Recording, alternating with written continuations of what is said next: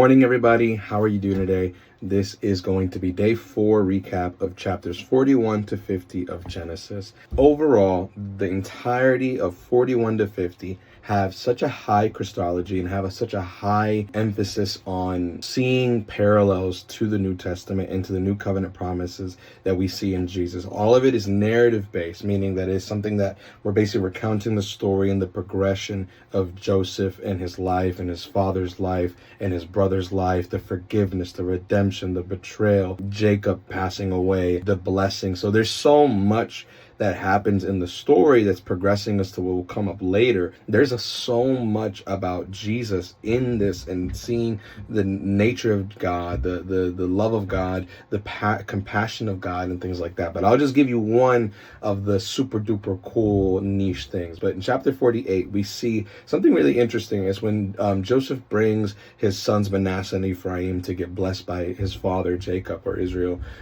during his last moments. It says that Jacob comes over and he's about to bless them, and Joseph sets up the dynamic. Joseph, being a good son, he puts the right hand, which would have been the hand of blessing, over the older son, which would have been Manasseh, and then the younger son, which would have been the left hand, which would have been Ephraim. Now, as we know, this is something that Jacob is very aware of. Jacob, older, he's losing his sight, but he's not senile. He's having visions, he's having dreams. God is still speaking to him. Jacob was also the one that had problems with the inheritance, remember, with his brother, and taking from his brother and getting all the stuff that the older brother was supposed to get. He got it. This is something that Jacob's already well familiar with. And in the middle of it, we have Jacob basically do one of these. Why would he cross his hands? Well, a little Easter egg there would be that who else cross, the younger or the second generation or the second, would get the blessings that the first one would have gotten?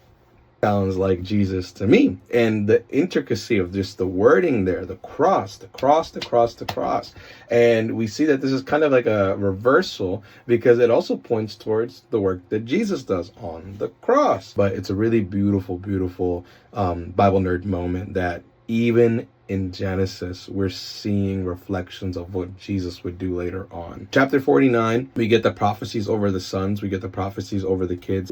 Jacob basically goes on prophesying over every single one, and each one gets a specific prophecy. So we see something real specific, though, with Judah. We'll focus on Judah because we want to always keep everything kind of centered on Christ. In chapter 49, verse 9, Judah is described both as a lion's cub and a mature lion, symbolizing the strength, the victory, and the royal authority of Jesus. So that Lion of Judah term is something we're going to see come up later. In verse 10, you see two things. That Jacob prophesies that the ruler's staff will not depart from Judah until Shiloh comes. Usually what this means, and this is how most scholars would agree, he to whom it belongs, or peacemaker, until the peacemaker comes.